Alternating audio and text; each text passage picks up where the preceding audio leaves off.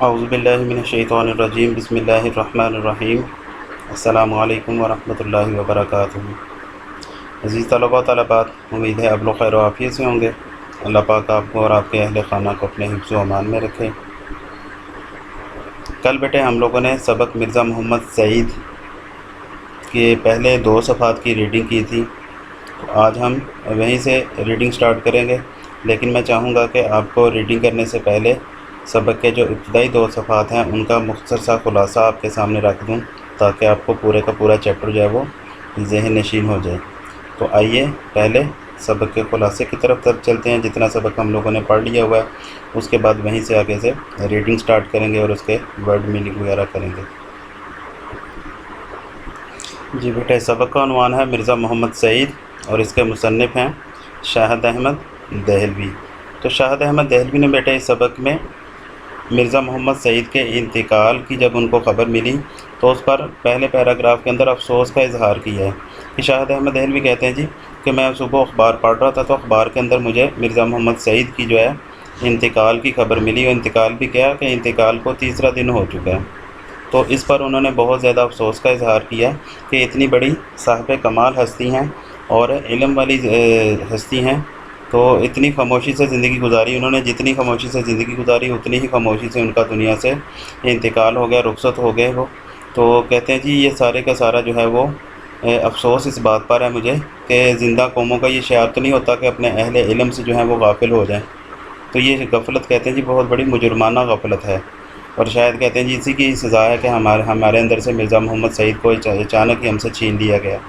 تو پہلے پیراگراف میں تو انہوں نے مرزا محمد سعید کے انتقال پر شاہد احمد دہلوی نے افسوس کا اظہار کیا تھا، اور اس کے بعد مرزا محمد سعید کے بارے میں انہوں نے ذکر کرنا شروع کیا کہ ایک عالم کی موت جو ہے وہ پورے کے پورے عالم کی موت ہوتی ہے، کہ ایک علم رکھنے والے کی موت جو ہے وہ تمام جہانوں کے پورے جہان کی موت ہے، کہ اس سے جو علم سیراب ہو رہا ہے، علم دوسرے لوگوں تک پہنچ رہا تھا، وہ سلسلہ چونکہ منقطع ہو جاتا ہے، تو اس لیے مصنف نے شاہد احمد دہلوی نے عالم کی موت کو عالم کی موت قرار دیا۔ تو آگے سے مرزا محمد سعید کے بارے میں شاہد احمد دہلوی کہتے ہیں کہ اصل میں مرزا محمد سعید کی جو زندگی تھی وہ بڑی ہی سادہ تھی، مطلب وہ شہرت سے گھبراتے تھے، شہرت ان کو پسند ہی نہیں تھی۔ اسی طرح پبلک پلیٹ فارم پر آنا وہ بالکل بھی پسند نہیں کرتے تھے۔ وہ بہت ہی محنتی شخص تھے، ہاں جب بھی کام کرتے تھے وہ اپنے سکون کے لیے کام کرتے تھے، ان کو کام کرنے سے دلی تسکین ملتی تھی، دلی سکون ملتا تھا، نہ تو ان کو یہ خواہش ہوتی تھی جیسا کہ عام لوگوں کو خواہش ہوتی ہے کہ میں کام کر رہا ہوں تو میرے کام کی تعریف کی جائے، اور نہ ہی ان کو یہ خواہش ہوتی تھی کہ مجھے کام کا بہت زیادہ معاوضہ ملے، ٹھیک ہے۔ تو وہ کسی بھی قسم کی خود غرضی سے اس قسم کے معاملات سے وہ بے پرواہ ہو کر کام کرتے تھے، صرف اپنے دل کی سکون کے لیے۔ اور فرمائشی کاموں کے بارے میں بتایا کہ فرمائشی کام تو انہوں نے ساری عمر کیے ہی نہیں۔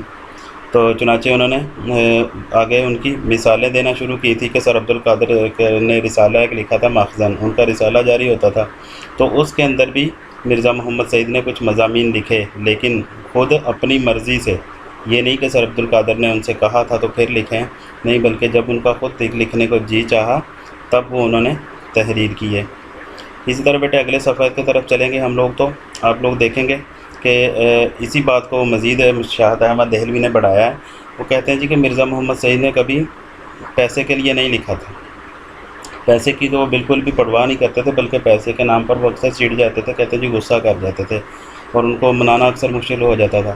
چنانچہ 1-2 واقعات اسی معاملے کے اندر ان کے ذکر کیے ہیں کہ لاہور کے کہتے ہیں اکثر پبلشروں نے مرزا صاحب سے کتابیں لکھوانی چاہیے، تو لیکن مرزا صاحب نے ان کو انکار کر دیتے کہ مرزا صاحب کبھی بھی نہ لکھ کر دیتے، اور بے شک بڑی بڑی رقمیں بھی پیش کریں تو مرزا صاحب ان کے سامنے ان کی رقموں کو ٹھکرا دیتے اور اپنا جو کام کر رہے ہوتے وہی لکھتے۔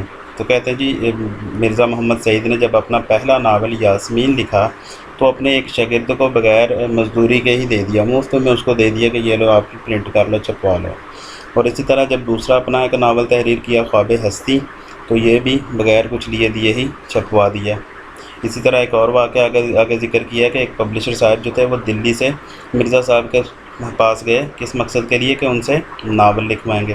تو مرزا صاحب کہتے ہیں فرمائشوں کو تو پتہ ہے کہ اب وہ فرمائش کو تو مانتے ہی نہیں تھے، وہ جو کام کر رہے ہوتے تھے تو وہ کسی دوسرے کسی مقصد کسی جب جو کام وہ کر رہے ہوتے تھے اس کو کبھی بھی ادھورا نہیں چھوڑتے تھے۔ یہ نہیں ہے کہ کسی نے فرمائش کی، کسی نے کچھ پیسے لگائے اور ان کو خرید لیا، ایسا تو ممکن ہی نہیں تھا۔ لیکن یہ جو لاہور سے پبلشر صاحب گئے تھے ان کا ذہن یہی تھا، یہ اسی مزاج کے آدمی تھے۔ انہوں نے کہا کہ میں مرزا صاحب سے ناول لکھوانا چاہتا ہوں، یہ شاہد احمد دہلوی سے کہتے ہیں۔ تو شاہد احمد دہلوی نے ان سے کہا کہ بھئی وہ آپ کا ناول نہیں لکھ کر دیں گے۔ تو انہوں نے کہا، وہ پبلشر صاحب نے کہا کہ وہ کیوں نہیں لکھیں گے، کہ میں ان کو جو ایک 200-250 روپے میں ناول ملتا ہے، میں اس کو 200-250 کے ان کو 200-250 کے بجائے 1000 روپے دوں گا، تو وہ کیسے نہیں لکھیں گے۔ شاہد احمد دہلوی کہتے ہیں اچھا چلیے دیکھتے ہیں کیا کرتے ہیں۔ تو ایسے ہی لاہور سے چلے گئے کہاں پر، دلی پر۔ تو دلی میں گئے جس وقت، تو دلی میں جا کر مرزا صاحب سے ملاقات ہوئی۔ شاہد احمد دہلوی بھی ساتھ ہیں اور وہ لاہور کے پبلشر بھی ساتھ ہیں۔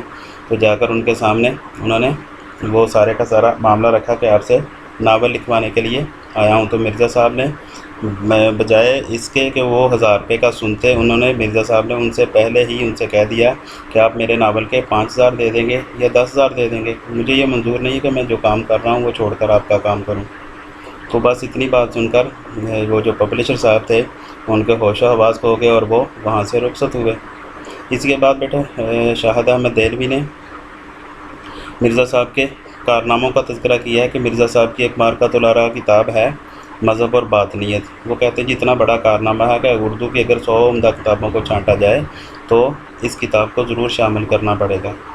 اس کے بعد بیٹے مرزا صاحب دلی کے شعراء کے ایک متبول خاندان کے چشم و چراغ تھے۔ مرزا صاحب کی زندگی کے بارے میں لکھا ہے کہ مرزا صاحب کا خاندان کیسا تھا، تو کس خاندان سے تعلق رکھتے تھے، اور ان کے متعلقین میں سے سر سید احمد خان اور منشی ذکاء اللہ بھی تھے۔ ان باتوں کا تذکرہ کیا، اور اسی طرح انہوں نے ذکر کیا جی کہ علامہ اقبال جو ہیں وہ بھی مرزا محمد سعید کے اساتذہ میں سے ہیں۔ اسی طرح مرزا محمد سعید کے شاگردوں کا آگے پھر تذکرہ کیا ہے کہ مرزا محمد سعید کے شاگردوں میں بہت بڑے بڑے عہدیدار جو ہیں وہ پنجاب کے موجود ہیں، جن میں پطرس بخاری جو ہیں یہ بھی، اور اسی طرح سید امتیاز علی تاج جو ڈرامہ نگار ہیں یہ بھی ان کے شاگردوں میں سے ہیں۔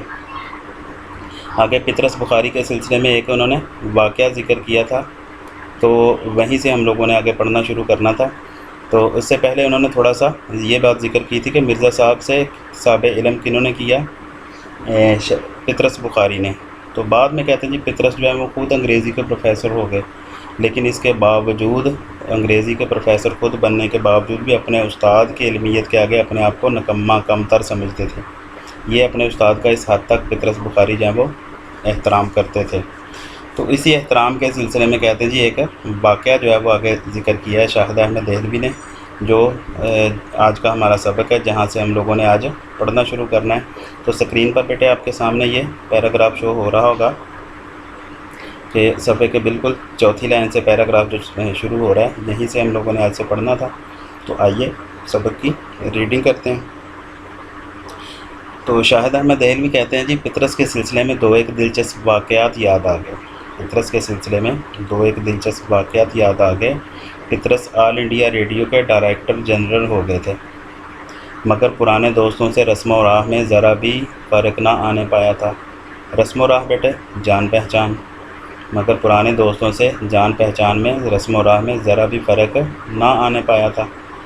مرزا صاحب کو انہوں نے کسی نہ کسی طرح آمادہ کر لیا کہ ریڈیو سے کبھی کبھی تقریر نشر کیا کریں۔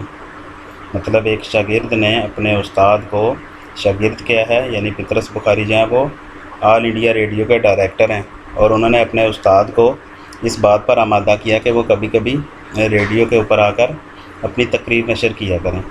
ٹھیک ہے جی۔ تو پھر کیا ہوا جی؟ پھر یہ ہوا کہ 2-1 تقریروں کے بعد مرزا صاحب نے کانٹریکٹ واپس کرنے شروع کر دیے۔ 2-1 تقریریں کی تو مرزا صاحب نے جو معاہدہ کیا تھا، کانٹریکٹ کیا تھا، وہ واپس کرنا شروع کر دیا۔ تو شدہ بات پطرس تک پہنچی، شدہ ہوتے 2-1 تقریروں کے بعد مرزا صاحب نے کانٹریکٹ واپس کرنے شروع کر دیے۔ شدہ بات پطرس تک پہنچی، شدہ کا لفظی معنی ہوتے حاضر ہو کر وجہ دریافت کی کہ جو ہے پطرس بخاری مرزا صاحب کی خدمت میں حاضر ہوئے اور وجہ دریافت کی۔ وجہ کیا تھی؟ وجہ یہ تھی